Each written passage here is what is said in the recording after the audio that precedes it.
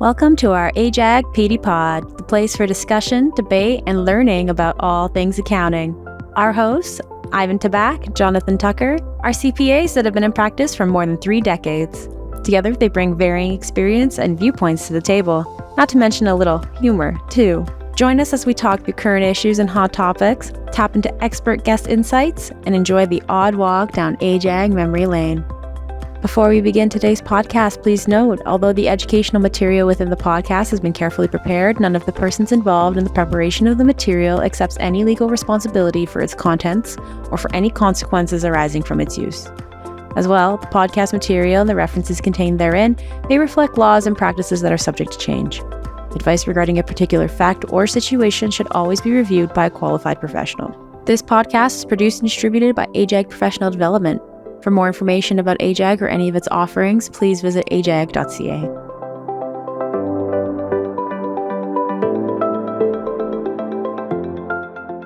Welcome to Season 3, Episode 5 of the AJAG PD Pod. I'm Ivan Tabak. And I'm Jonathan Tucker. And today we're pleased to be joined by Darryl Boyd, the Regional Director at Poe Group Advisors. Welcome, Darryl. Oh, thank you. Thanks for having me.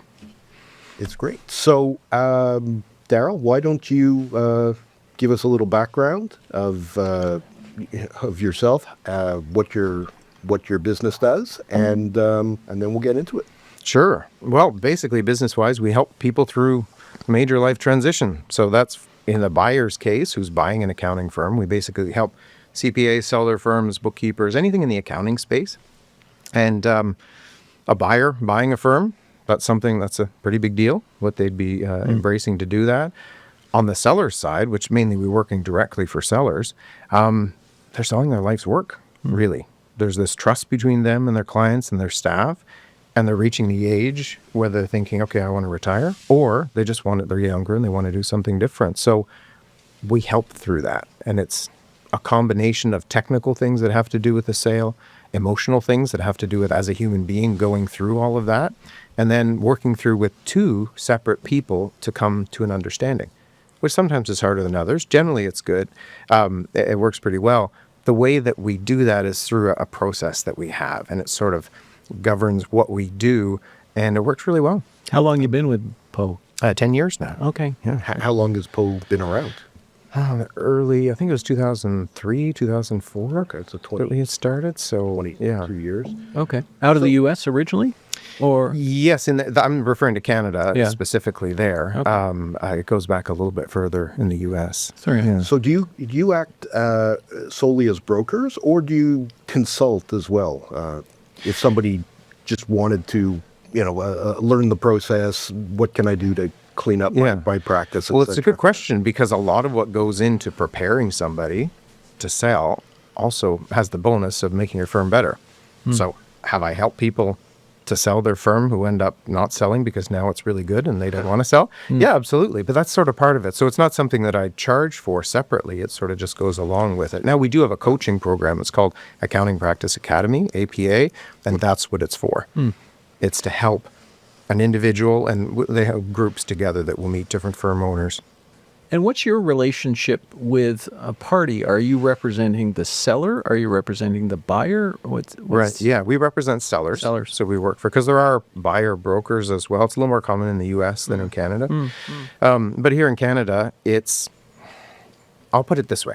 We're really big on fit. We're really big on the fit for a particular firm. And most sellers, that's what they want as well. They always tell us the same 2 things. I want to make sure that it's a good fit for my staff. I want to make sure it's a good fit for my clients if they're going to sell. If I were a buyer broker, I'm just bringing them one fit, just one possibility they have to choose from. But as a seller, helping the seller, I can bring all kinds of buyer fits.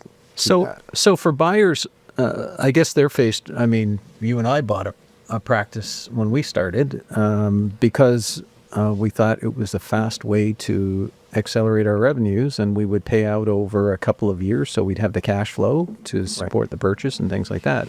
And so that was what we thought about. But from my perspective, I don't know how you saw it, but for me, I was always more interested in getting my own clients rather than buying somebody else's clients. I don't know if you did you feel more of a sense of ownership or obligation to somebody You had one versus someone you'd bought?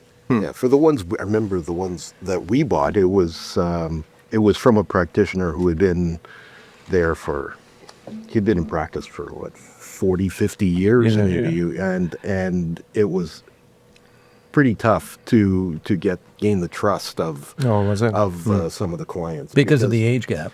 the age gap and you know the connection that the practitioner had with them and the trust he had built with them.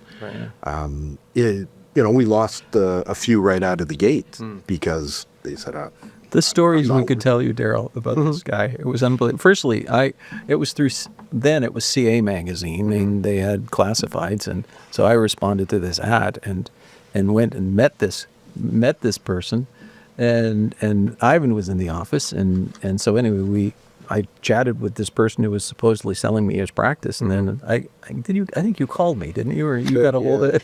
I called him. I said, be careful. And I said, let me take a look at the list, the client list. Right, yeah. And this guy had my clients What? on his list to juice up his revenue. And it was. These are some of the things that you just don't know what you're getting into. You talk about fit, but I mean, sometimes we're more anxious to buy, and we're willfully ignorant. Eh? Yeah, I mean, when we list a firm, we spend a lot of time on things like what would a buyer be looking for, pricing, overall. We have a number of categories how we price a firm. But we're not getting inside of it like a buyer would at due diligence. Remember, before we started recording, we were talking about due diligence. And it's just so important as a buyer. Well, it's like buying a house. You get emotionally involved with it, and you're doing a house inspection. Well, you want to hire somebody to do that. Often accountants will do their own due diligence for the practices this size. But you're right. You do have to kind of take your emotional eyes out for a second and look at this and say, look, let me look objectively at it. But I will say this. The success of a practice transition, we find, or transaction, the two main components will be fit, and that's a whole nother discussion of what that is, but also how the transition is done and working through assumptions. So some people would say, the owner needs to stay on for quite some time so the clients will be comfortable. Well, if they're still the one acting with the clients and interacting with the clients, how are they becoming comfortable with you? There's no There transition. needs to be something so transition to us is an active thing. It's not a passive thing. I would say probably 80% of the accountants I talk to think that it's a passive thing. Now, I speak as a client. Okay, I'm not an accountant. I think like a business person. My wife and I both have businesses at 3 different companies. So when I'm talking to an accountant, I have myself in there and thinking, this is what you need to, don't make assumptions about what your clients might think. Take a little bit of my advice. Now, the clients will all be different, but something like what I think you had just said, the individual really, the clients trusted them quite a bit, and so that made the handoff difficult. Well, how are they representing you to the clients when they talk to them? Like we would have a plan. You as a buyer need to know what the seller is going to be saying to their clients. The seller needs to know what you're going to be saying in response. You want to move that relationship over to the buyer as quickly as possible with the confidence of the seller. If the seller's going to their clients and saying, yeah, I sold my friend to these guys, I don't know if they're going to be any good, but give them a try. Well, of course it's going to fail. But if you said to the clients that, you know what, A letter goes out and the worst possible thing you can do, send a letter out. Because if I'm the client and I receive it, how do you know how I feel? Right. When you receive it. Yeah. So just things like that. And there's a ton of those things. So even though technically we're only working for sellers, we spend a lot of time working with buyers because I don't want them to fail. Technically, buyers are our only repeat customers. People usually only sell their firm once. Who's buying practices nowadays? Yeah, that's a common seller question because they've been running their practice. Now they go to sell it and, okay, what's this buyer look like? Yeah. And it varies Are they a lot. a young CPA starting out? It can be. It can be somebody who's had experience at, say, a big firm or just another firm, and they have an entrepreneurial drive. They want to go out on their own. There are some that also want to go on their own that don't have the entrepreneurial drive. And so if I'm talking to them and I pick up that they just want to, like sometimes they want to buy a firm so they can have the nice corner office and do the same technical work that they were doing for somebody else. But I said, those clients, you're going to need to get more clients. You're going to need to get, if they don't have that drive in them, running a business is different than working for somebody else. So for someone watching today who's thinking about this, they could build their own practice. What's the benefits of going that route, building versus buying a practice? Are they going to finance it if they buy it? What's the typical means of financing these things? When we bought, we had over 3 years. We paid a third each year for the practice, so we still had cash flow coming out of it. Yeah, of retained clients. so no guarantee. Yeah, Right. yeah. I don't know if that's something that ever happens now, or Oh, it happens all the time. Not through us, type of in deal, our or- market. Yeah. So you've asked a few different questions. Yeah. One question is about why would somebody buy Yeah. instead of grow? The short answer to that is you're kind of going to have to do both. You can't expect that what you buy will always be there. Yeah. You need to be able to nurture it. And frankly, to be blunt, if you're buying a firm just to tenaciously hang on to what you had and keep that for 20 years, you're aiming far too low. It's not uncommon for us to see somebody, I'm thinking of somebody right now who bought a firm a few years back. Well, actually, not a lot I can think of. They bought the firm and they've like tripled it in size over, say, 4 years maybe. Okay, so they're using this because often as humans, it's easier to keep something moving instead of getting it started. Some people have to get all the clients themselves, and that's how they build. But others, they get something, they've got good clientele, and they'll use that to continue on. Yeah. Others will buy something, like say it's a CPA firm, and they want to, like I've had CPA firms that have bought cloud bookkeeping firms because they want to add bookkeeping service. Well, it's going to take them a while to do all of that and to figure out, say they're not in the cloud. Okay, they want to figure out how all of that cloud bookkeeping works. Or they could just buy it. Buy those people, buy the system. Now they can hopefully, in some cases, have CPA services for that one that they bought for their clients and offer bookkeeping services to their own. So if they're just thinking about that practice value, it should be double that over a few years. So that's how I think. Now you're asking Because whether- there's opportunity, there's hidden opportunities within a practice. Yeah, Yeah. that's the big thing. Yeah, And different buyers will value different things for their business, which affects price. Yeah, yeah. So what are some of those factors? Well, I was joking with somebody the other day because I sat down one day to jot down everything, and I'm sure there's a lot more. But I had 165 different things. Then I categorized them into all of these things. But most of it, we have basic categories. Things like location. Location is always going to be chief. And I include cloud in with that because cloud firms are everywhere and nowhere. So they go for the highest. But that's always going to be the biggest factor because we're talking about a market of buyers. If there are more buyers, there's more demand and the price goes up. If it's a very rural area, there may be no buyers at all. Yeah. So a nice practice, which is working great for that seller, may in effect be worth nothing to sell. It's worth something to run, of course, but there's a big difference between running and selling. Yeah. The second only to that would be profitability. So if I'm working, remember we were talking earlier about, or I think I was talking to you, over time, helping people to be able to build their more firms and working on it, profitability is huge. That's surprising. I would have one- thought it was just revenue. Well, revenue, it's a major driver for pricing because this industry, for better or for worse, and that's a whole nother podcast, is why is it that we price on gross revenue and not EBITDA or SDE or something like that. But so anyway, those categories, though, of profitability are, it's a business. It has to make money at the end of the day. And if the buyer's coming in to purchase it, the bank has to be able to look at it to loan the money. Yeah. It's very rare that we would have an earnout like what you're talking. Well, we would never have it because it's just not the market for it. People borrow the money from the they buy lenders and then they buy it with that. Yeah. Yeah. And almost, oh, sorry. Yeah, and I mean, I can see the profitability part of it, but each practice, well, you know, the way you run your practice is going to be the way not the way I run my practice, and so there has to be. I guess that's where we get into it, normalizing income and adjusting things because I may spend money on something and you would never spend money. So I suppose that's just like any other business purchase in that respect. Well, yeah, we would call these add backs, either discretionary or one-time things. For example, you've got a great studio here. I love your cameras and mics and things like that. Yeah. I have thousands of dollars in my office just in IT and AV type stuff. Yeah. Most people aren't. It's an interest of mine that dovetails with my work. Yeah. So for our webinars and all of that, do they need that for it? Well, really, they don't have to have any of it in many cases. So when you're looking at an accounting firm, there are those discretionary things. It's not uncommon for somebody to, try different types of experiments with their practice, whether it's software, different types of marketing, these types of things. Yeah. Ideally, I'd rather have no ad backs. I just like it. That's what the bank likes. No ad backs, and here's the net profit. But these are owner-managed businesses. It's not going to be that way. So the key is to have them be reasonable, because I want a buyer to be able to trust that I'm looking at it through their eyes. So I don't want to just add a whole bunch of things in there and have the buyer grumpy at me because, you're padding the profit with all these things. So, yeah. But yes, profitability, second only to location for importance. Then there are other things like mix of services. People used to, and you might be familiar with this, there was somebody who wrote a document. They were from BC, I think. It was years ago, on pricing firms, and they were giving different multiples, because, we typically price on multiple of gross revenue. Different multiples for different services. Compilation engagements are this, review and audits are however much it is for the multiple.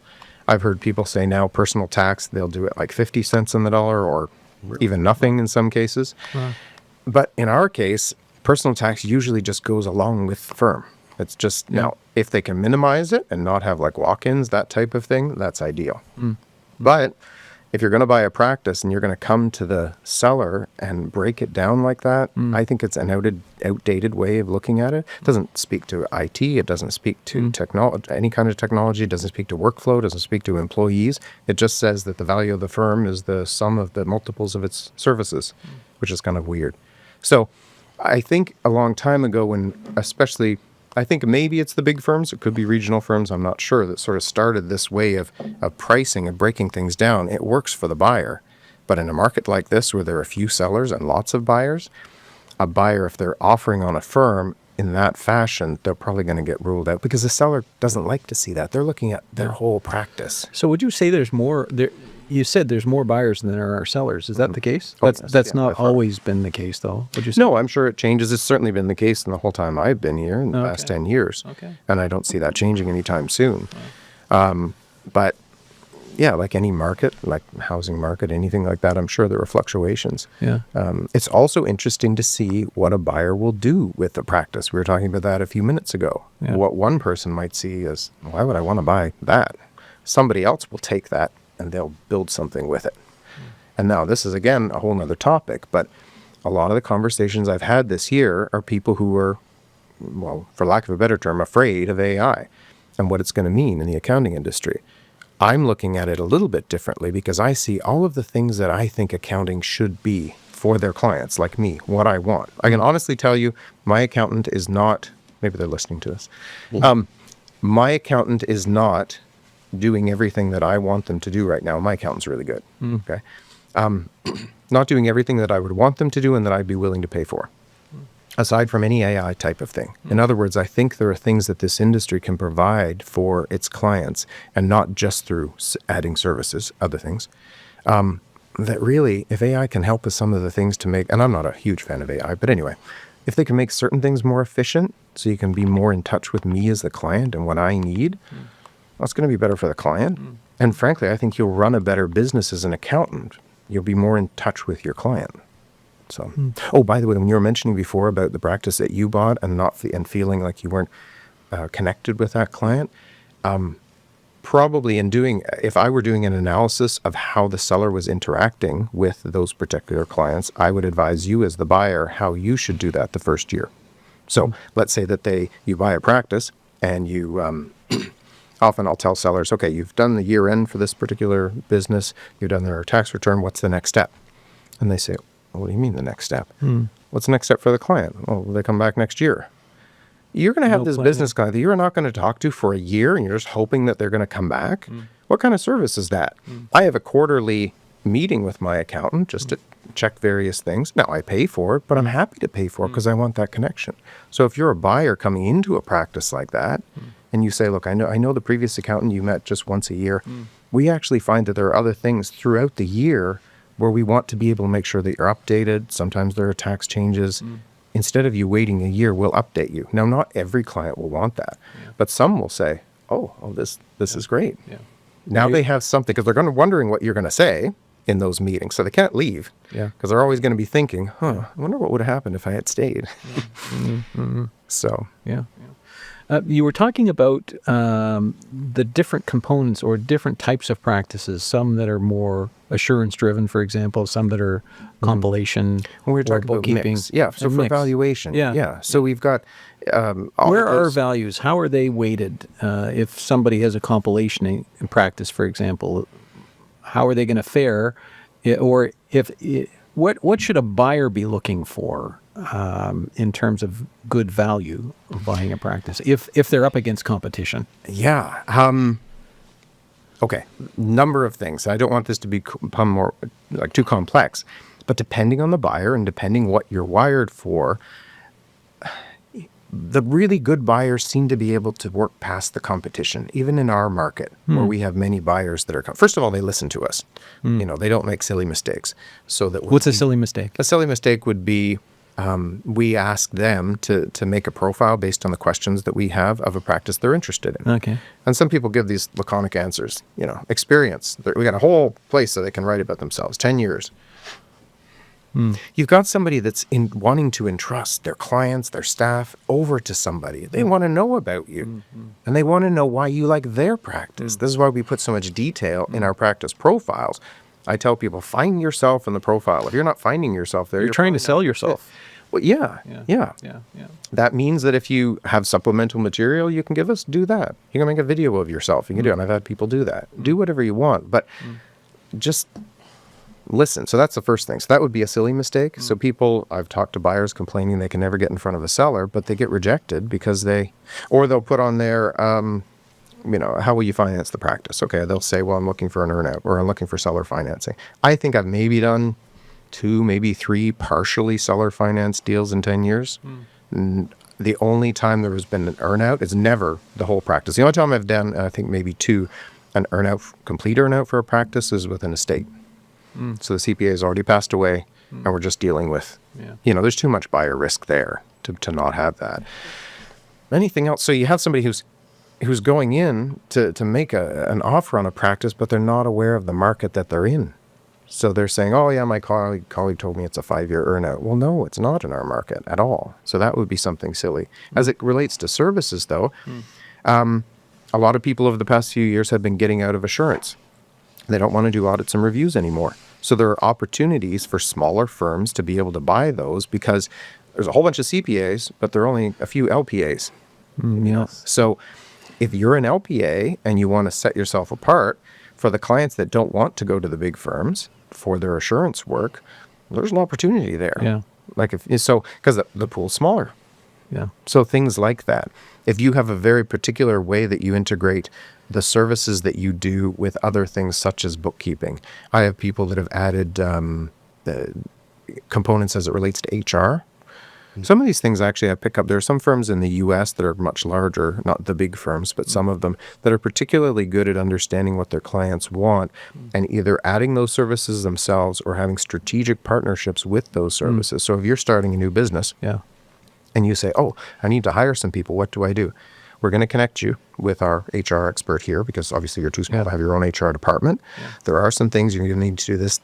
I've never been told that by my accountant. There are all sorts of things where you can be that one. And I'm not talking just a simple referral. I'm talking about they're going to tell you this. We're going to come back here. We're going to make sure this is done because there is an accounting component to this. There are all sorts of things where these accountants can take something that one service mix would have a certain value for one accountant, but they make it something entirely different. And then other things for pricing, like you want to be gaining, like especially if you're a cloud firm, you want to be growing in revenue every year. A common seller mistake is they get busy with their practice and so they stop taking on new work. And often they're very proud of it. Our firm's so good, like we've been turning down work for 2 years now.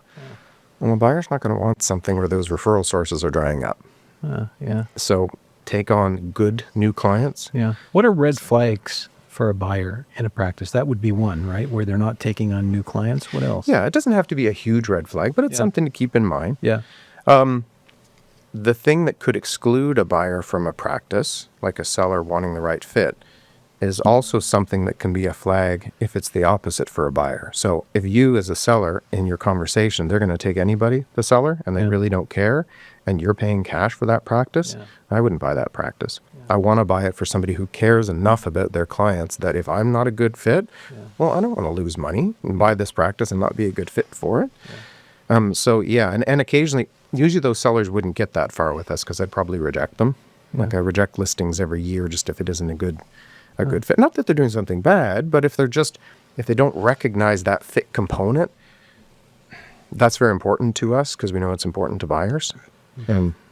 What are the, you mentioned multiples for the different type of services. What would be typical? What's the range? Like what are the for the various types of elements of Well, we wouldn't practice? price each individual separately. I'll take the practice as a whole.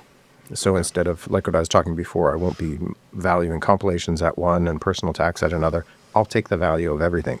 But if it's a practice that has 70% personal tax, that's not going to be very attractive. Just market-wise, it's not. Right. That will probably be factored into the price, but I don't like to break each one down separately. If the buyer needs to do that in their own mind to be able to justify something to themselves, that's totally fine, but it's not the approach that we take. But if you're asking what do practices go for, it varies widely. Now, in Canada in general, and Ontario I'll speak for because I'm here specifically, there's a big difference between traditional practices and cloud. Very big difference. And it has to do primarily with the buyer pool. So just like anything else, supply and demand. If we list a cloud practice, it's entirely likely that they'll probably have 20 to 30 people interested in that. And I say interested, they'll probably have 200 that have requested the profile, but they'll probably have 30 or even more who have sent in their buyer profile saying, I would like to talk to the seller. I want to be specifically considered for this.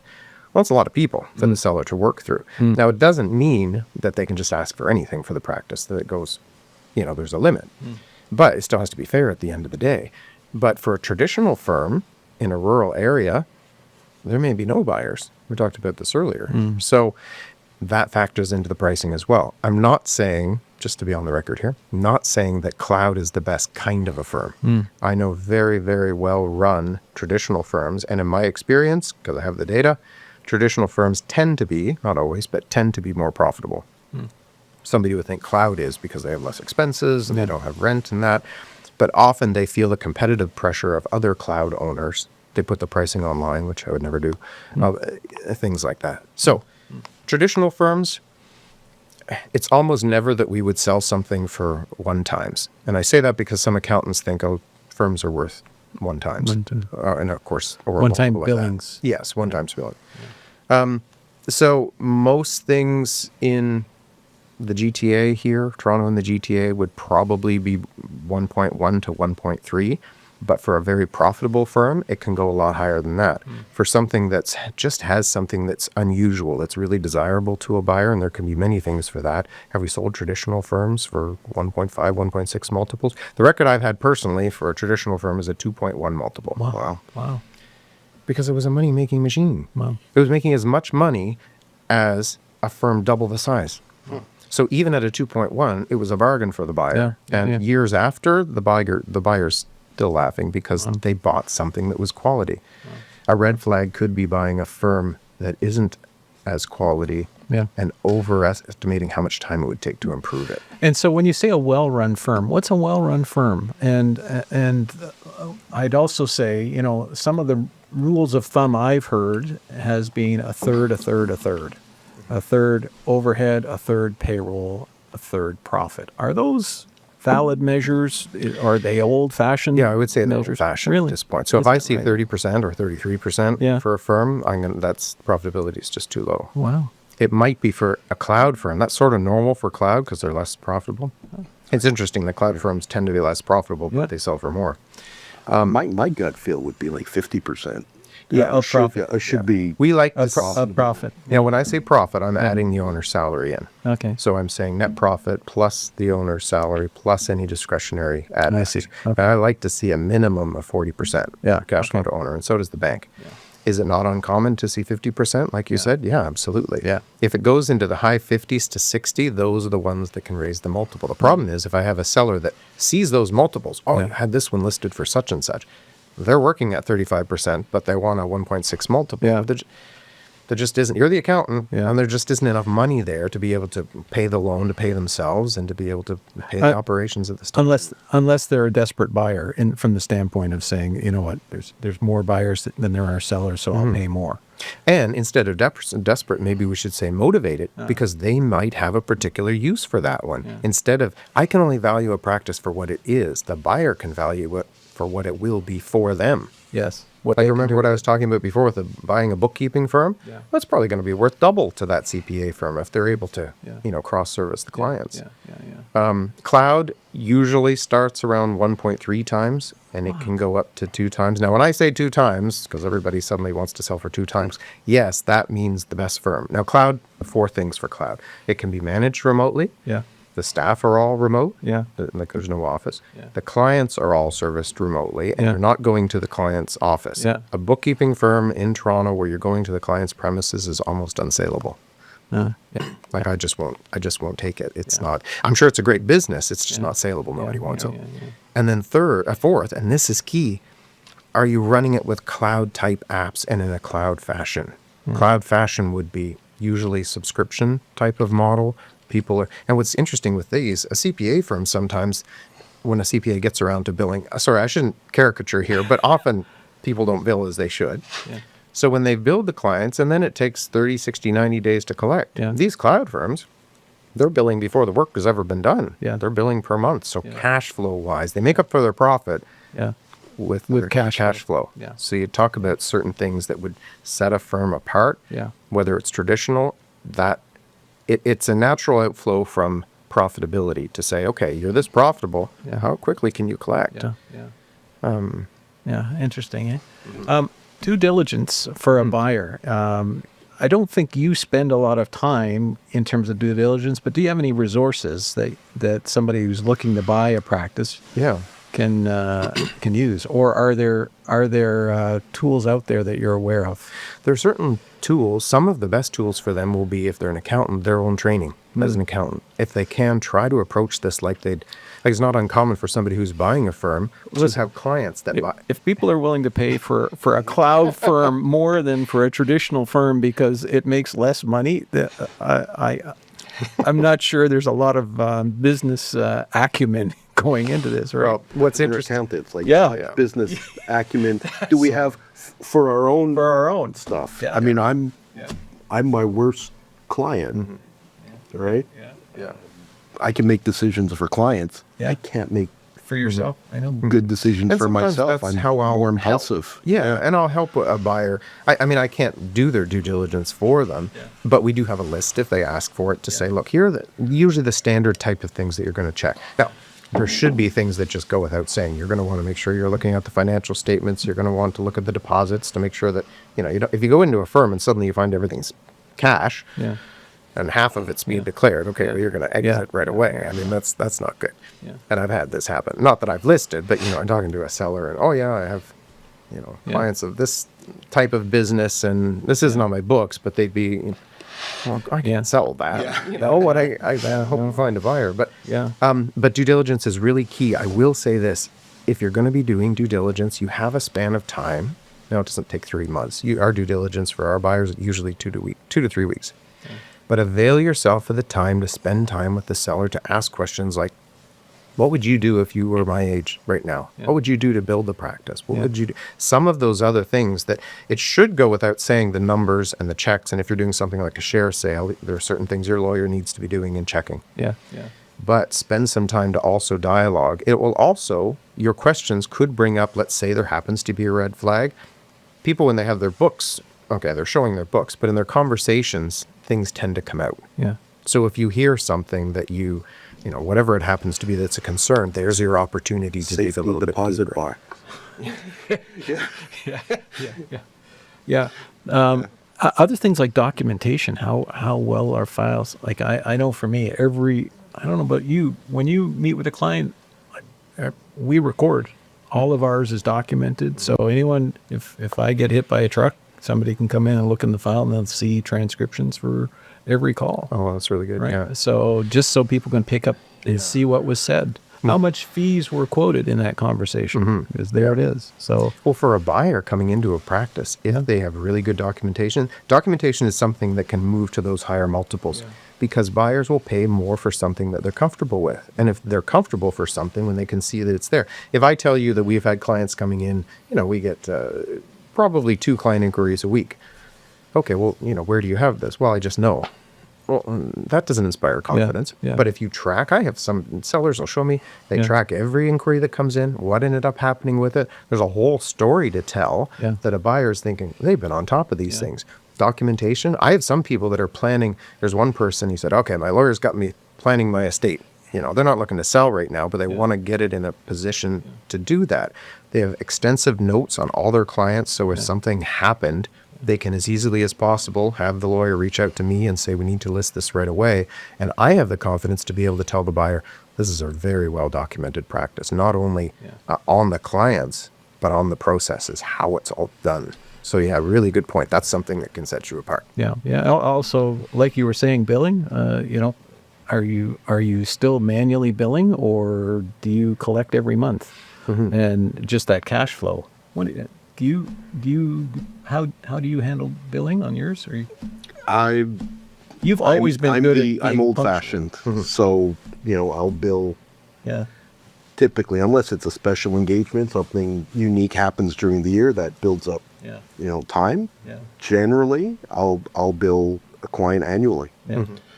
But you've always been, in comparison to me, you've always been very diligent about that kind of thing. You don't let things get out of hand. No.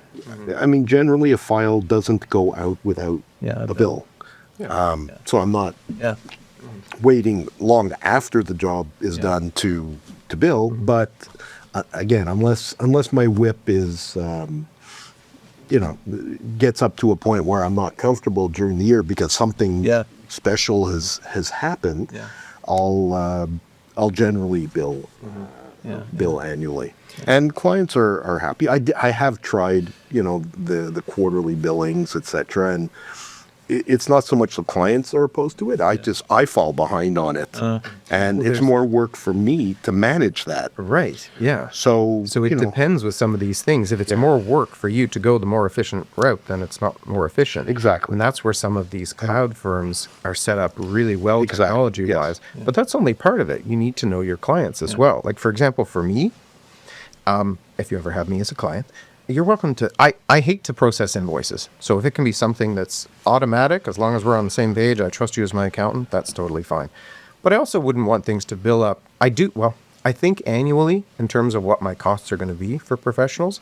But on the other hand, I understand cash flow. I would have no problem with you billing me during the year. And most of your clients might be fine to do it at the end. But sometimes when I'm talking to people about preparing their practice for a sale, some of them have made changes. They've started to talk to their clients, and their clients have said, you know what?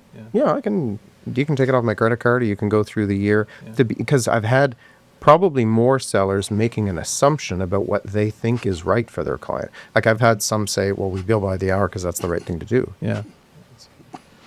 Where is this written? Where's the Bible of your fees, that says thou shalt bill by the hour? I don't care. I don't care how long it takes you to do the work for me. I really don't. I want the result at the end of the day. And if you can make a fair penny on doing it more efficiently, that's fine with me, because I'm thinking of what my cost is for the year. But I was talking to somebody, we're talking about subscription payments, or it was a bookkeeping firm. They were talking about fixed fee. They say, well, I don't want to do fixed fee, because as we do more and more efficient, they were talking about billing by the hour, and they were saying as we do it more and more efficient, I'm billing less and less to the client. And I'm saying, well, yeah, isn't that kind of telling you something? If you're doing the same work, then just bill the same. Sorry, I have strong feelings about this. But I have strong feelings even as a client. Some accountants suppose that the one thing their clients care about is paying the least amount possible to their professional. And I think I can often help them to frame it differently for their clients so they understand the right value. I had a client, I did a special engagement for them, and it was the type of, we do these for most of our clients, and so the fee is a set fee. And so I sent them an invoice for a set fee, and then they came back and they said, I'd like to see your time and billing records. And I wrote back to them, and I said, I've always charged you for any engagement a set fee. It's a fixed fee. So you don't have to worry that I'm going to run the clock up or anything like that. So for the last 5 years, you've never had any problem. And now I do this work for you, which resulted in a very good outcome. And now you're saying, where's your time on it? I don't go to a restaurant and say, well, I'm not going to pay your bill before I see how much you paid for the food and how much you're paying for staff. It's ridiculous, right? But I agree. I mean, and there's no harm in a client if they don't understand the work that went into something. Sure, explain it to them. That's one thing. Sure. And I've done that. But I always do it after I pay. I'll pay first and then say, okay, now explain it to me. But here's something interesting. So in selling firms, we had one a number of years back, sort of an emergency type of situation where somebody had to sell, and it was related to some physical health issue, that kind of thing. During tax season, they had to sell right away, and they said, look, they just don't. Can we help them to be able to make it quicker and just narrow down? They couldn't talk to 30 people. They had a really good firm. Anyway, I won't go into the details of what we did to help them, but they were able to shorten the process for their sake, because that's all they could do health-wise. And they had an amazing outcome, more than they were hoping for the practice, cash offer. I advised them, I said, look, you're going to have the best fit if you wait till after tax season. No, we have to do it now. Totally fine. They got absolutely everything they want. They get my bill, which is performance-based. I mean, we bill based on the percentage of the practice when it's sold. If it doesn't sell, then you don't pay anything. that's on the seller end. That's in the seller end. On the buyer end, or there's no fee for a buyer. Yeah. you mentioned some firms are buyer focused. In brokerage? Yeah. Yeah, a little more in the States. Not so much here? Not so much here, but it's happening now with the private equity market that I told you about. I want to hear the end of the story. Oh, He's keeping you in suspense. I'm not going to tell you how it's turned out. Yeah. So you can probably imagine where it's going. So I send the bill, and this person says, this is, and they had agreed to it and everything, but they wanted it discounted because we did it so quickly. Oh my goodness. Because we did. And I said, this is actually what you wanted, and not only wanted, this is what you needed in this particular case. So we pulled out a rabbit out of a hat for her, and we really did. Yeah.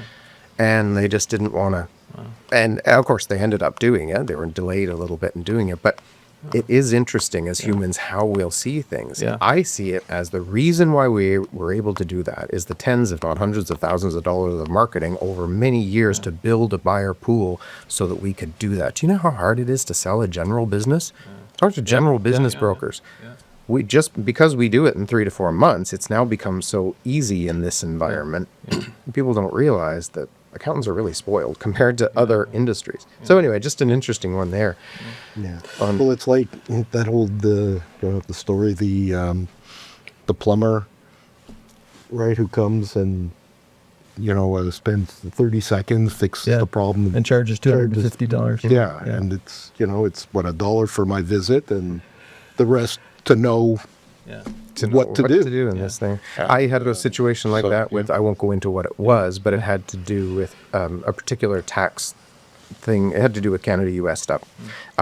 But the advice was, you need to do this, this, and this to make sure, and stay this way to prevent any problem later on. And those problems could be significant later on. So all I needed was a letter. I think it cost me like $8,000 or something like that for a piece of paper. But it saved me from tens of thousands of dollars at a possible future risk. So, yeah, that's well worth it to me. Now I realize I might think a little bit differently than some, but accountants sometimes educate their clients to thinking correctly. Yeah. Like I was talking to an accountant one time, and he said, this is on the buyer side, and he said, well, I tell my clients, I've got time. That's all I have. I bill time. That's what I have to offer you. I said, never say that to your clients again. You're not offering time. I don't care about your time. I get in the same spiel I get to you. I said, tell me what you're doing, and I'll tell you how to tell your clients about this, because what you're saying it's not even really truthful. Yeah. So anyway, we can talk about those types of things of how to build your accounting business at another time. But if I'm buying a practice, how am I financing it? What are you seeing in terms of financing? So in Canada here, again, this is where Canada and the States. I bring up the U.S. just because occasionally you have somebody in the States looking to buy a Canadian practice, or somebody here that maybe has a practice in the States too. But in Canada, of course, the banking's very different in the U.S. The U.S. has a SBA lending program, which is a federal program. We don't have anything like that here, but we have really good relationships with the major banks, with their professional groups. You have to be talking to the right people. So if you're talking to, say, TD Bank, and you've got an account manager, you've had them for 20 years, really good working relationship, you want to buy a practice, and they say, oh yeah, we can do this. Well, they don't know till they talk to underwriting. And then, depending who they're talking to and which group, they'll say, well, this is goodwill you're buying here. Yeah. We can't finance that. But the contacts that we have, they're dealing with professionals. They're dealing with engineers and doctors and accountants, that type of thing. Yeah. And these are cash flow loans. The security of the loan is on the cash flow of the business. Another reason why profitability is so important to all this. So it's not that it's easy, but you talk to the right people and it will be much easier than going the wrong route. And what's the percentage financing that usually a bank will? Yeah, it's a good question. With the professional programs, they would usually require that a professional is involved. So a CPA as opposed to a bookkeeper to get 100%. Okay. So financing. So they could get 100% financing. Yes. Yeah. And that's been the common thing across the board for us over the past number of years. Yeah. Lending's been a little bit more tight lately, number one. We don't have any problems. I'm just being factual about the industry. Who wouldn't know that? A little bit more tight, and the banks have told us, in some cases, like a profitability, there it is again, the profitability thing, if it's a little low, maybe we do 90% or 80%. I see. But if you're talking to your general bank manager, they won't know about that. They won't know about those things. So, and by the way, those are things where, although we just work for sellers in our business, we're helping buyers understand these things. Yeah. And we don't charge for that because we need a buyer. So we're helping the industry to be able to take the right route. Somebody buys a practice. What's the first 100 days look like as they move into assuming? You talked a little bit about it, but is there certain things that have to get done? The first 100 days will look very different if they have a plan than if they don't have a plan, because the first 100 days will be developing the plan if they don't have one, or messing things up. Now, it doesn't mean that if you have a plan, everything goes completely smoothly, but you're spending a lot on a practice here. The seller is entrusting their clients to these and their staff to this individual. Take some time to think about it before. So if you've thought about it before, like in our plans, when we help a buyer and a seller, you're transitioning three things. You're transitioning the clients, the staff, and the processes. And we're always going to start with staff. I was going to say, that's got to be one of the biggest. Because that has to be the team to be around the buyer, and the buyer can't do everything. So they're going to need help. So they need to have buy-in from the staff. So that's going to be the most important component. But it usually takes not the absolute least time, but it doesn't take as much time as the clients. Because the seller will be contacting all of the clients personally, telling them the good news of what's happened, and it should be good news if it's the right fit. Right. And then the buyer's going to follow up. So let's say the seller calls 10 clients in a day, says the buyer's going to follow up on such and such a date, and the buyer doesn't follow up. Has that happened? Yeah. The buyer's being silly, or they're not, Well, now you have a client that's left hanging. Now you have a seller that feels like let down. Yeah. Okay, now you have a situation to correct. You can see why this 100 days can go wrong very quickly. Yeah. But it does take a little bit of time to do it right. So you have to think as a buyer, okay, the seller's work in the practice, in the ones that we sell, will stop at closing. They're not continuing to do the work of the practice. Now they're doing the work of transitioning the clients. So who's doing the work of the practice? I remember I was in the meeting once with the buyer and the seller. It was actually an in-person meeting. I don't always have those for transition. It's rare, but this one was. And I kept telling the buyer, because it's like they weren't getting it, who's doing the work? Well, wait a second. The seller's been doing at least 50% of the work. That ends on closing. Who's doing it? And so you have to schedule that into your transition as well, just doing the work of an accountant. But you must have cases where you're selling the practice of the sole practitioner who maybe has one staff or no staff. So that, I guess that would entail having the practitioner stay on in some capacity during the transition and continue doing some of the work. Because there is nobody else to just step in. So if I'm buying, though, do I want... Okay, so I guess you might not have a choice. Yeah, here's where we work through this, but that's part of the fit. If I'm looking at a practice and I'm, let's say, like some practitioners, they will spread all their clients out through the year. So the year ends are even. So they don't have any one period of time, except maybe a bit of tax season, that's particularly heavy. To a buyer coming in, that might be attractive to say, look, I'm not going to just suddenly have a ton of year ends here. And before closing, you should be dialoguing with the seller to say, like, is it common for a seller to maybe finish the last 5 year ends instead of having it split and the buyer finishing what the seller started? Sometimes it's just more convenient that way. So does it happen that sometimes the seller is doing some of the work of the firm during the transition period? Yes, it can happen, but that's not transition. And that would be for a very specific purpose. The reason I'm saying this is the assumption in the industry is, okay, transition is the seller's working in the practice and the buyer's working in the practice. That's not transition. You're just both working in the practice. You're just delaying transition. You're just putting it off some future date, usually because you're afraid of telling the clients. And so you lie to the clients and you say, well, we merge. When it wasn't a merger, it was a sale. And I'd get grumpy about that as a client if my first communication from you as a buyer is untrue. But people do that because they feel, okay, but you're going to leave. Yeah. Well, no, that's the assumption. If you didn't plan well, so how does it transition ultimately, as it relates to the client, is about human behavior. It's almost all psychological. And so how do you kind of work through that with some accountants? Some accountants are great with that and others are not. You can probably see from how I'm talking about this, there's a whole lot that goes into this. And when we have our transition planning meeting, almost always the buyer and the seller will not be viewing it the same way. And we're going into that very focused, helping them to see each other. So if we're doing that, and it takes us a couple sessions to get both of them seeing these things the same way for next steps. If you're not doing that at all, then you have people who think they're seeing it the same way, and they're not. And a month later, suddenly they're at loggerheads or something. So here, another question. What, in any of the deals that you put together, is there any provision for retention? It's very rare. A number of reasons for that. Number one is that fit component that we talked about. We just find that if the fit is really good, and we could talk about what constitutes that more if you like, but if the fit's good, number one, and if the clients have been, if the practice has been, the transition has been planned well and executed well, we find that the clients stay. It's really a pain to get a new client, a new accountant. I had to do that recently, and I have the choice of many accountants to work with in my business. It's a pain when you don't have somebody actually helping with the transition. There's another reason why people buy firms, and you've got somebody there, the seller, to help to transition it. Coming back to your question, retention, yes. So we find that the clients stay. So if accountants assume that all the clients are just head for the hill, I'll tell you the most common thing a seller says, okay? And it sounds caricature-y, but whatever. Seller will say, I have such a good relationship with my clients. I know them really well, good relationship. And so they're just not going to go over to a buyer. And I say, okay, well, let's just suppose you get hit by a bus tomorrow. I always say it this way. Your clients will just close up their businesses, stop filing taxes, things like that. And they laugh and they say, well, no. And I said, well, no, what are they going to do? What are they going to do?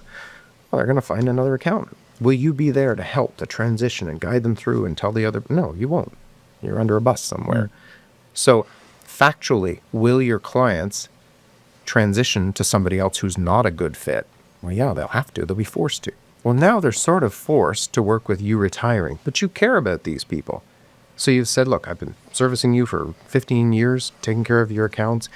I've been thinking of retiring over the next few years, but there's no way that I was ever going to do that without finding an excellent replacement. I found somebody that's fantastic. I'm really excited to introduce you to them. You know, that tax stuff we were talking about a year ago, they've got the expertise to do this. You see what I'm doing here? I'm helping you as my client understand that, look, you're staying with me. That's not good. But here's what's much better. But there's a lot of pride in this industry, and sometimes it has a positive side. I have a good business, good clients. That's good pride. But it has a dark side, which is I'm the only one that can take care of my clients. And that's just simply not true. I know it's hard, but to see how it comes back to psychological things, I do a lot of counseling in this business because I understand that struggle. And it's there because they care. They actually do care about their clients. If they didn't care, they wouldn't have this struggle. So the retention, we find that happen if it's planned well, executed well, that works well. Now, what do you do with the exception? So let's say that you've got $1 million business and you have 3 clients that are $100,000 in fees each. Okay. If you've got a $5,000 client that happens to walk because they didn't like the color of the buyer's shirt, Yeah. okay, cost of business. Buyers usually aren't too fussed about that. They want what's coming in. They're not tenaciously hanging on to what they bought, as I said before. But $100,000 walking out the door for the same reason for somebody that you never had opportunity to service, that can be a little bit to take. So retention will come in usually in two cases. Very large clients, there might be an inordinate risk. In those cases, there might be a holdback. But even then, we're not talking a couple of years. Usually we're talking a number of months until that client has successfully come over. Right. The other could be if, like some of these fast-growing cloud firms, Yeah. they know they're going to hit something, a target, and so we're pricing on a projection, as sometimes we do. Not if all buyers will go for that, but if they do, they might want to just make sure it hits that projection. Yeah. And so they might have some sort of a holdback. Yeah. But you can see it's strategic. So if I'm talking to somebody who says, look, I need some sort of client retention because of these large clients, they're reasonable. There's something specific they want it for. If I'm talking to somebody that says, well, this is just how it's done, well, Yeah. no, it isn't. I mean, we never have these things. Yeah.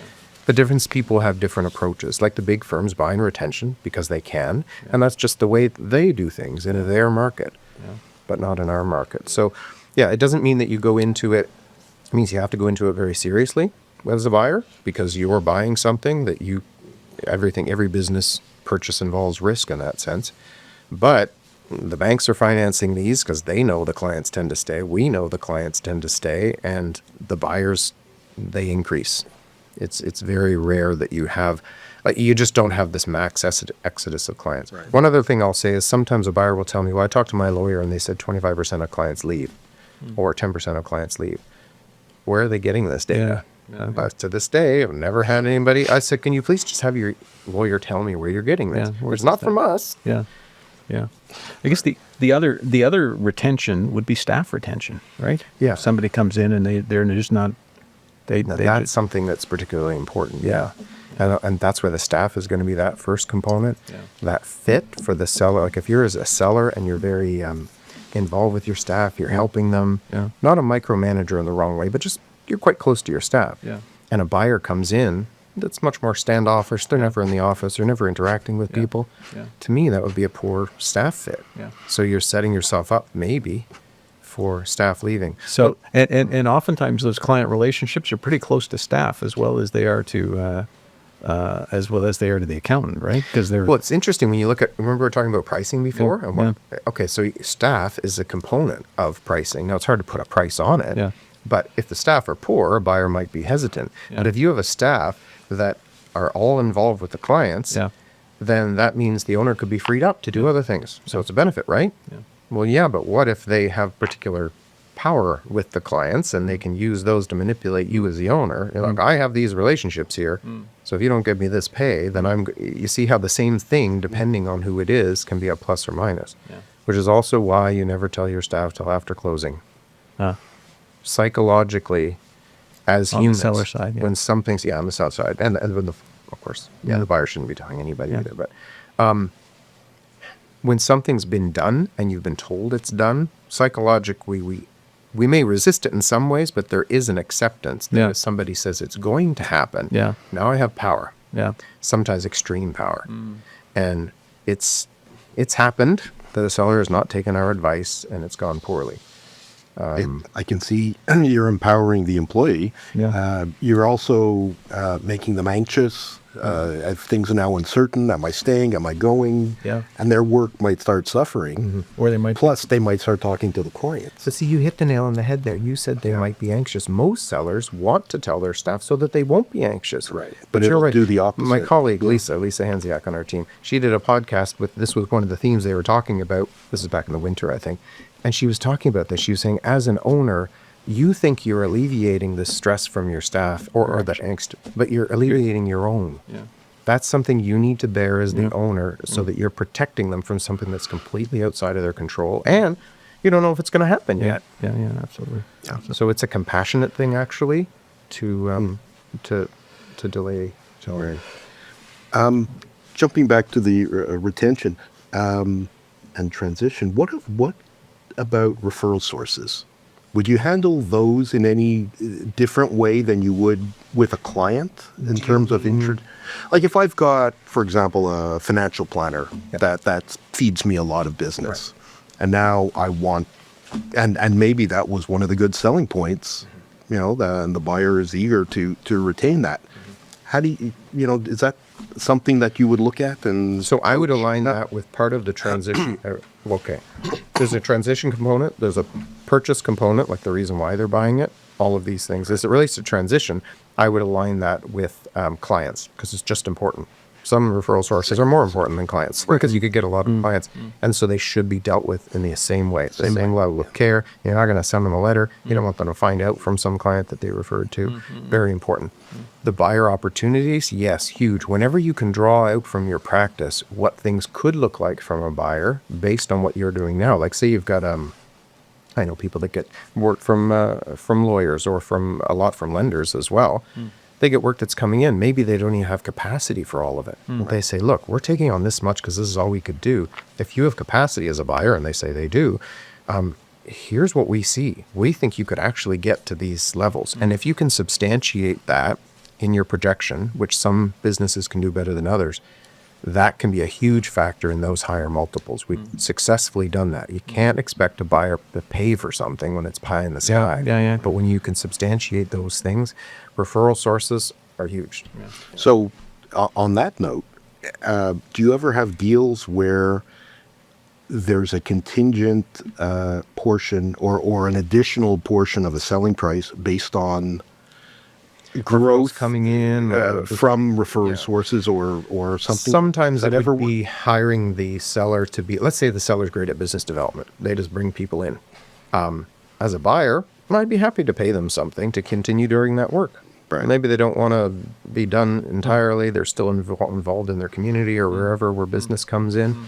Now, sometimes that's part of the purchase of the practice. The seller's just going to naturally do this, and sellers do anyway. They tend to be generous folk where they want to, and to be able to say, to give these people who, oh, do you know an accountant? You're not doing it anymore. Oh, yes, for sure. I'll just connect you with so-and-so. Okay, that's good. But sometimes they're formal relationships based on work coming in, sometimes based on referral sources. Not quite so much with some of the referral sources. Usually it's with the owner themselves. But if an opportunity is there and you can quantify it in a fair way, well, sure, why not? Sure. At least you can kind of broach the subject. It's harder. It might be harder, but at least you can put a provision. If it's something like an estimate advisor, it might be a little bit easier because it's a very specific business. They love to have these types of referrals. They might say, okay, this is what it would look like. Now, some CPAs have differences of opinion on referral fees and things like that, how that works. Right. But, well, I guess I wouldn't categorize it as a fee, but it's saying, okay, look, I'm going to, one of my referral sources is this, and maybe it's a situation like you explained where I don't have the capacity, but you have the capacity, but this guy can fill that capacity. So, if this guy sends you $100,000 of new business over the next year, I want, 10% of it. So we have to track that separately, and that's a contingent portion of the deal we're making. Yeah. So something like that yes. I will caution a seller.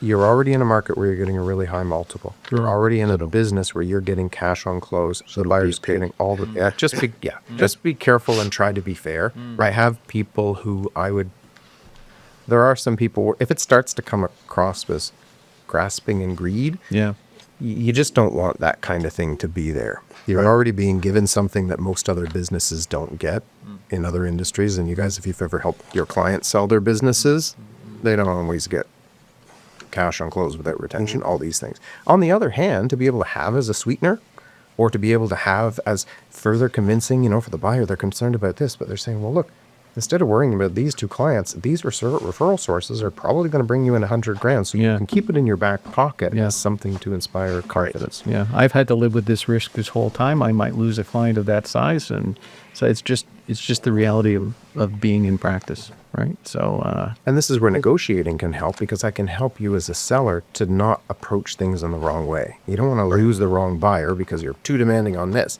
Maybe keep something in your back pocket to just like transition time. Right. But even similarly for a buyer, their approach And that's why we always tell a buyer, look, make sure that when you have an offer, you're sending it to us first so that we can look at it and see if there's anything that could be, or the seller could be offended, or some people, again, psychology, people just jump to conclusions emotionally about things. The buyer puts this, when you see something in black and white, the way you interact with it and the way it affects you is different than a person.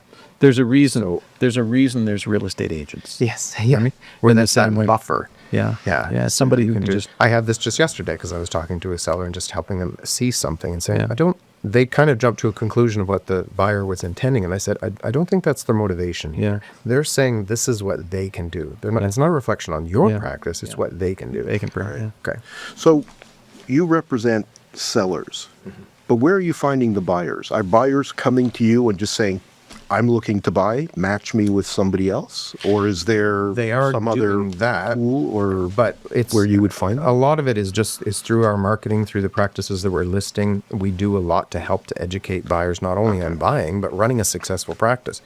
When I'm talking to people about like sort of semi-coaching them, either through our coaching program that we have or just in the calls that I have, usually the ones who are most interested in how to run a successful practice are the buyers, because they're going to be doing it longer. You know, we say buyers, but some of these people may never be buyers, but they're interested in what we have to tell them about running a successful practice. And sometimes, like I remember a really good sale I had a number of years back. The CPA called me nervously because she said, could you give me a little advice? Because I'm wanting to buy my boss out. And of course, I'll talk to anybody. So we spent a few conversations. We spent probably had 3 different 1-hour calls. Then I didn't hear anything. And I was speaking once at a conference in Toronto a number of years back. And she came up. I had never seen her. We had just talked. This was before the Zoom stuff. And I knew her voice right away. And I said, oh, so how's it going? Did you end up buying? And she said, no, it just didn't work. She just became convinced. She said, thank you for your help, because it helped to be able to frame it to what was it legit, what she thought would be the seller was offering. Within a year, she had bought a practice from us. We had set up that trust. She knew she could trust me because I'm not charging her for this help. And she's done amazing with her practice. Maybe she's hearing this. But she's run it so well and so successfully. And so we meet, once a year. I've helped her with pricing. I've helped her, as we talked about, staff stuff, all of these things, just helping the industry. So we do a lot of work on even though we're not working for buyers, just kind of helping them. So these people would eventually either buy again, or maybe they become sellers. So what we have on the website attracts buyers, so that we have far more buyers than sellers. And if people want, they can sign up for your listings and newsletters. Yeah. So when a buyer that would come in through us, we usually comes in, for a practice when we send out that email. So we have a new listing. We send the email out to the registered buyers. That's probably where it's going to come from. Yeah. If it's in if there's something down east, for example, like say it's in PEI or something, okay, small province, it's not as busy, not as many buyers there. It might take a little bit of more work to sell something that's, or say it's, rural Ontario. Okay, it takes a little bit more work, but most of the time, like if you have something in any populated place in Ontario, unless your practice is really bad, you should be completely saleable within like 4 months. And that's just what's typical. Right. That's just what I'd be pretty embarrassed if it took me 6 months to sell a practice in Ontario. And that's cash in somebody's bank account, deal done. Yeah. And if it is something that makes you less saleable, well, that's part of when we're, talking to people, helping them understand those things, because they may not have immediately thought about that. Yeah. Same thing for a buyer. Got an email from a buyer yesterday, and they were kind of, okay, I really want to practice, but it's just, how do I do it? Because I can't guarantee, like there were lots of other buyers there. Yeah. So spending the time to help them put themselves forward in the best possible way. Usually those who reach out, not everybody reaches out. Yeah. I think I was talking about this at the beginning. We'll give them advice, but they don't always follow it. But we are always happy to talk. They may disagree with us on some of these things. If you want to buy a practice on a 5-year earnout in Ontario in our market, you'll just never get something. That's just the way it is. It's just not them. I'm not forcing you to offer cash. I'm just saying that's what it is. Yeah. And share purchases? Share purchases common. Mm-hmm. Yeah. Sometimes you hear, oh no, I would never buy shares because of the risk. They go, well, it's just the way it is. Yeah. And in many cases, there isn't a risk. Like, let's say that the owner's done a reorg closer to closing and they have a new corp that really has nothing in it except these shares. That could be a possibility. But yes, people could be concerned about either skeletons in the closet or that they can't write it off, but you can't write off that much on an asset purchase anyway. But if you also have to deal with what you've got. So if as a buyer, you really, really want to practice, it's going to work for you. If it has to be a share sale, some people will say, well, yep, that's what I've got to do. The other question that comes along with that is does the pricing change because it's a share sale? Usually with us, it's no. It doesn't mean a buyer won't offer less for a share sale, but is that the one that usually carries the day? If you've got 8 offers, probably not. Unless the seller likes them best. Seller can choose to sell to whom they wish. A buyer may go a certain distance in terms of looking at buying a practice, but then runs across some red flags or something like that. Is there a right way to walk away from these types of situations? I'm the type of person that doesn't like to decide things quickly in the moment. Sometimes you have to make a quick decision. But if you can spend the time planning ahead of time, you can talk to financing ahead of time. You can read all of our stuff that we have ahead of time and do these things so that even if you have to make a decision in the moment, you kind of know all of the things to consider. So a buyer who hasn't done all of those things, let's say a purchase agreement.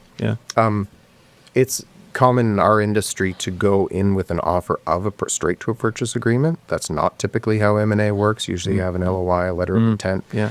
A seller will gravitate towards a purchase agreement because they can see what it is right there. An LOI can be changed. And this is when you talk about private equity, just as a caution. I know this is on the seller side of things, but as a buyer, come forward with your best offer. You're up If you're going to put something against competitors. If you're going to put something in your LOI and then change it for no good reason, Why would I go to the trouble of not only will you not get the deal because the seller is going to, what do you think we're going to think of you as a buyer? You know, it's just a thing where you have to play the game a little bit because it's just, why would I bring somebody to a seller? They're trying to trust you as a buyer. They want to be able to do this. But if you're going to give them a price and then change it. Now, if you go to due diligence and there's a reason to change it, that's fine. But that's the exception. Whereas there are companies that do this as a rule. They say, well, this is just how it's done. You throw out a price and then you change it later. But that's not how it works in our particular case. So yes. We could keep going on this topic. On and on. I could exhaust you for some time on this. But I hope it's meaningful, though, for people who might be listening who would be anticipating buying. I mean, for me, just hearing all the aspects of this and all the issues, it's it's eye-opening because you think about selling and you say, okay, my billing is this. Hopefully, I'll get this. I'll find somebody, and boom. But all everything that surrounds it and the whole thought process and the preparation, like you don't really consider it. When I thought, I think we put as little thought into buying a practice when we went in, right? I mean, it was really, here's an opportunity, let's just go. We didn't look at anything else. It was like, no, there's one there, we'll buy it. We weren't. And given your situation, you didn't have as much risk because of the structure of the deal in that way. The seller had all the risk in that particular case. And I've talked to other people that said, we weren't looking to buy, but we're actually just trying to help somebody out. They were in a spot, we took over the practice. And so I'm not saying that a seller has to make the maximum amount and the buyer has to take all it. It depends on your situation. If you're helping somebody out by taking over your practice and maybe you wouldn't pay cash. We took on we had a good deal as far as the purchase price, but we had a bad deal in terms of the seller not going away for a couple of years. We had to, and we did what you described, which is not being totally straight up with the clients, right? It was because he insisted on that, if I recall, right? He wanted it to be a merger. The announcement was that. I was partners with that guy, and Jonathan was coming in. So we said we're taking on a new partner, right? And then about a year in, we said, okay, the seller he's now becoming senior counsel to the firm. So he's still there, but but he's on the side. And then after that, he was gone. But he still stuck his nose in with clients, and clients were still calling him. But see, exactly that. You're talking about a red flag for a buyer. You go into that transition plan and the seller says, okay, the clients will still call me and I'll be the primary contact. No, a good seller is going to move that over to the buyer. Our client's going to call them because that's habit, of course. And they're going to say, great question. Or say a problem happens. Okay. How are you going to figure it out? You know what? That new buyer you have, he did this, and say, this is true what you're saying. We're going to get on this. But you don't. That's solve the exception. It's the exception. But hey, things can happen. So as a seller, you go to the buyer and say, what happened here? And you figure it out, and the buyer helps they're the ones solving it instead of the seller. That'll just entrench the relationship with the seller. Sure. We can have a session just kind of on interaction with, I will say these things, in my experience, a buyer who doesn't want to be upfront with the clients out of fear is probably also the buyer who isn't going to want to tell the clients they have to raise fees on them. Not going to want to tell the clients that they need to get, if they're not going to invoice, it's going to be a monthly subscription. So be careful as a buyer if you're making decisions with fear. There's prudence. Of course. But not fear. But you may not be the business person you thought you were going to be. No, I mean, no doubt. We suffered a lot. Because of the deal. Even though you weren't out with the money, it takes an emotional toll. For sure. And just working absolutely. you can. I mean, it was a miserable. It was 3 years. Until he was. And it put strain on us because just our approach. I tend to be the one to appease, and that's where Ivan was very good because he was saying that's not fair. We're not going to do that. Okay, but how are we going to deal with that? Without causing World War III. And but that's just the way it is. So you're dealing with humans. So it's just and yet, in spite of all that, people still buy practices because it accelerates growth in their goals, and so. And usually things actually work very well. Especially we've had with buyers good planning that have bought, more than one practice. And you have bumps in the road with business anyway. So it's to be expected. I'll just end with this little anecdote, but I had a transaction a number of years back, really good fit. In fact, the seller sold for $200,000 less to this particular buyer just because that's what the buyer could afford, and that's what the one they wanted. I had a follow-up call. We have various ones, but I think this one was the 1-year follow-up. And I said, so how's it going? Well, the buyer did this, and this, and all these things. And I said, so do you regret your choice of your buyer? Oh, no, buyer's been great. I'm just saying these things because these are the things that happen. But did I make the right choice? Absolutely. Some people focus on the bumps, and they happen to have told me those. But no, they made the right decision. For the resources you've talked about through here, due diligence checklist and those type of things, or just to have a conversation with you if they're a buyer, would be really helpful. There are a lot of resources. Like if you go to our website, so PoeGroupAdvisors.ca, and go to the buying section and just read it all. Okay. There are all sorts of resources there. It's good to talk to us, especially if you have a particular purpose you're after, or even just making sure that it's possible. I don't want you to get discouraged that you're trying to find a firm that just you can never buy. Or maybe somebody's not ready to buy yet, but is anticipating that, and so this is a good way to let you know that they're anticipating doing something. I had a person that was they were a tax specialist, and we were on a call together. It was referred from somebody else just to talk about the possibilities. Somewhat thinking about buying, but I was starting to give them some of my advice, having gone through 2 reorgs with our accountant. And I can see his eyes starting to get wide as I'm talking to him and he picks up his pad. And I can see he's starting to furiously write stuff because he's starting out as a tax specialist, which is great because we don't have enough of them. Now I have another referral person. But he thought he was having just an informative call about the possibility of buying. And he came back. I gave him all kinds of advice. He sent me some other stuff. Okay. Because he was doing everything discussion-based. I said, you've got to have resources for your clients. This is tax work. Have ways of graphically representing what you want to do with them. So he went and did all this stuff. So it was a business development call just because a little bit of how I'm wired, but just we see so many firms and we want to help. I just want to help the industry, really. Well, thanks so much for your time today. Thanks for this discussion. No, this has been great. Yeah. And if people want to get in touch with you, Darryl, then they can reach out to you through your website. Or the website's email probably is on screen as well. Sure. Okay, that's good. And I can also probably the responses would be from Sharon, who's my assistant. Yeah. Because I'm not so good with the calendar, I'll mess it up, but she will make sure that everything is in there. But we really do want to inform. And so if you have questions about connection with the lender or, like you said, due diligence, anything like that, just how does it work? Then feel free to reach out. Oh, that's great. Yeah, great. Darryl, thanks so much. Yeah. Interesting conversation, helpful. Thanks for joining us for our 5th episode of the year. We hope you enjoyed the discussion and took away some insights if you're looking to be a buyer or a seller of a firm. Be sure to subscribe on YouTube or follow the podcast wherever you listen so you don't miss anything that's coming next. And for expert-led PD courses, additional resources, and AJAG updates, head over to ajag.ca and join our email list. Thanks again for joining us, and we'll see you next time. Take care, everyone.